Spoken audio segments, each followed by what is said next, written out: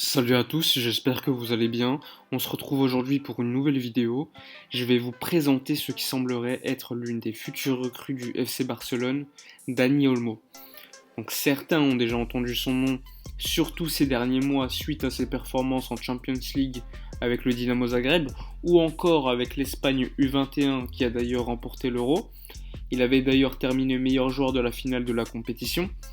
Il est considéré cette saison comme l'un des meilleurs jeunes de la Champions League, mais certains le connaissent très peu vu qu'il joue en Croatie et qu'il n'a jamais joué en Espagne.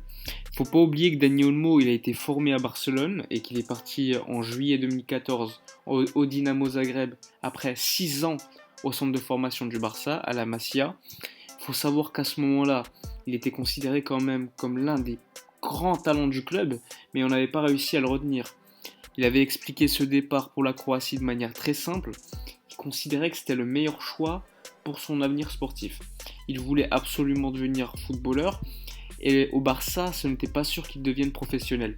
D'ailleurs, Dani Olmo, qui a comme papa un ancien footballeur, a été conseillé par lui-même, qui est d'ailleurs aujourd'hui son agent.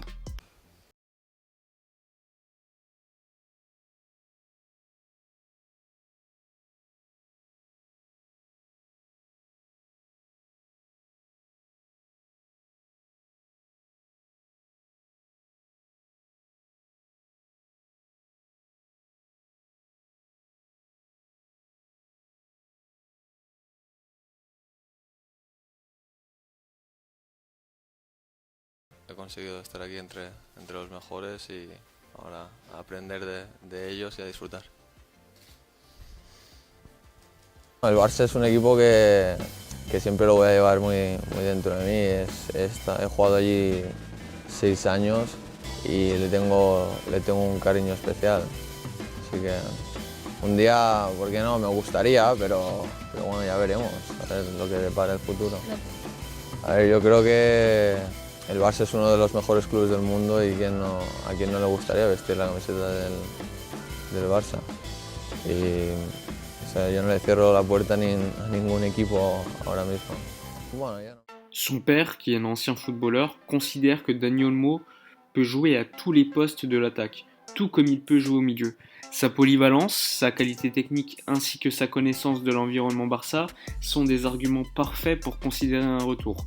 Il faut savoir aussi que c'est le joueur du Dynamo qui court le plus cette saison en Ligue des Champions, ce qui est assez étonnant pour un joueur qui joue à un poste offensif. On peut remarquer également qu'en Ligue des Champions, il joue à chaque match à un poste différent, que cela soit ailier droit, ailier gauche, en faux numéro 9 ou encore en numéro 10. En tout cas, ce que l'on sait, c'est que son contrat se termine en juin 2021, que le Barça négocie actuellement avec les Croates pour l'amener en été. D'autres clubs sont également intéressés, comme l'Atlético, City, la Juve, United, Milan ou encore Dortmund, selon la presse catalane, donc pas mal de grands clubs. Concernant son prix, certains disent qu'il a une clause fixée à 40 millions d'euros, d'autres disent qu'il n'y a pas de clause libératoire.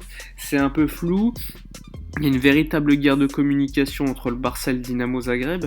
Le Barça dit n'avoir fait aucune offre pour le joueur, qu'il y aurait cependant des discussions. Le Dinamo et l'agent du joueur parlent d'une offre concrète du Barça.